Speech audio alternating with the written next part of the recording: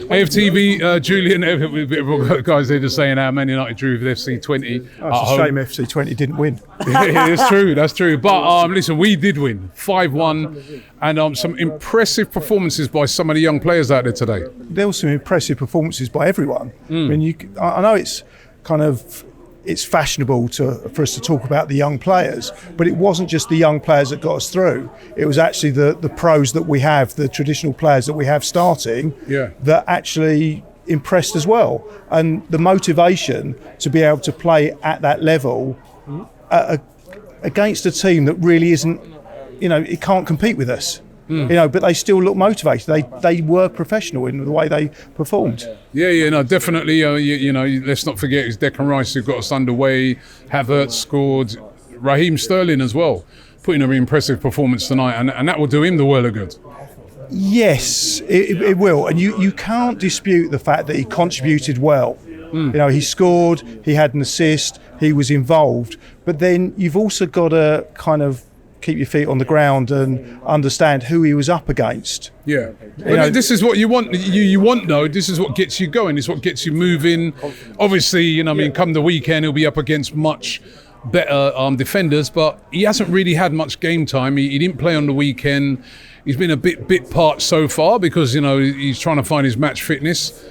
This would have done in the world of good. Yeah, but he's up against a player, I think, at right back, Chris Folio. And when I sort of had a little bit of research did a bit of research at half time, and I looked at the honours of this particular gentleman, and obviously he's reached impressive. He's become a professional footballer. But the only honour that I could find was that he was Wycombe's Player of the Month in December 21, and that's all I could find. So, he's not up against the world's best, with all great respect to this gentleman.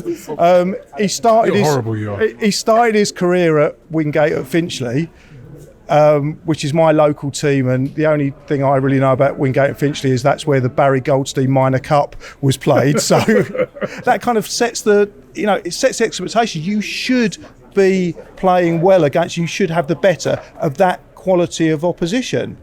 So yes, he did well, but it's not really a test.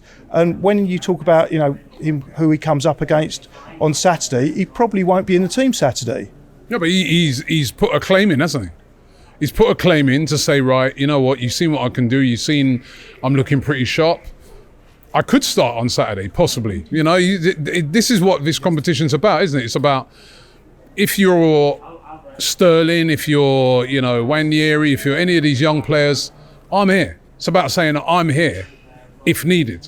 Or I'm here right now, put me in. Yes, but then you could say the same about Josh Nichols, that he didn't put a foot wrong. I don't remember him getting beaten once. He seemed to play very well. But then the same thing, you could say the quality of the winger that he was up against wasn't the best. So you're giving no one credit today just because of the opposition? No, I'm giving them credit, but it's difficult to be getting too excited about a team, playing a team and beating a team at home. But I'm excited. But I'm excited about Wanyeri. You know what I mean? I'm seeing a kid, right? He's like, he's 17, right? Yeah, 17. The way the confidence in him, the way he's moving the ball, he scored a couple of goals. He looked like a senior player. I don't care if he's playing against Bolton. I'm excited to see what he's doing. Yeah, and coming on to Wanyeri, I have to absolutely agree with that, because he, of all of them, you pick him out to be the standout player. So you're talking about the man of the match. But he was playing against Bolton as well.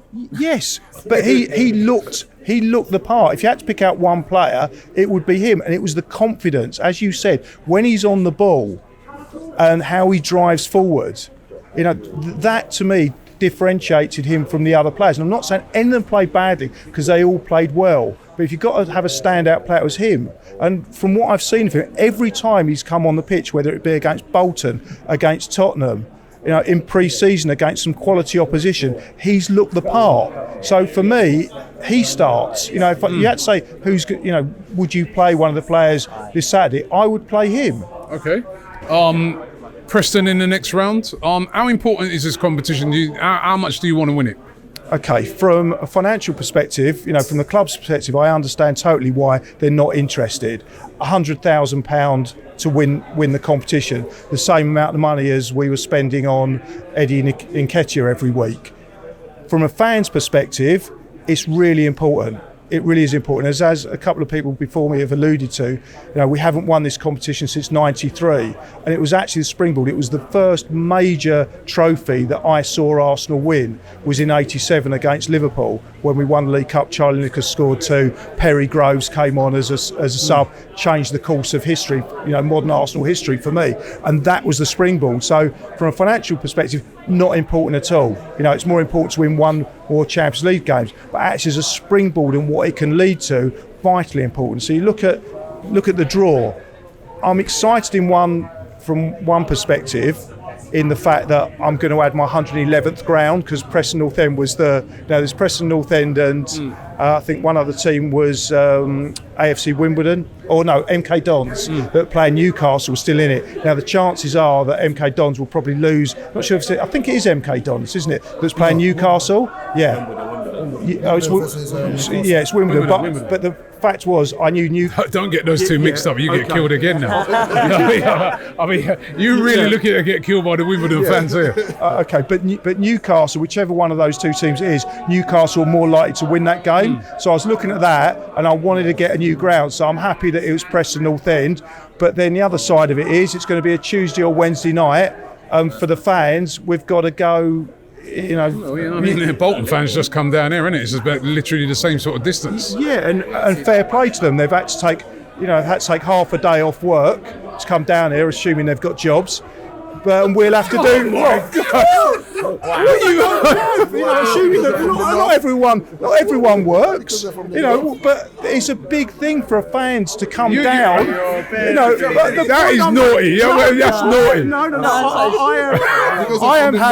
I am having empathy for them in the same way as I have empathy for the Arsenal fans that are also going to have to take half a day off work, the ones that work.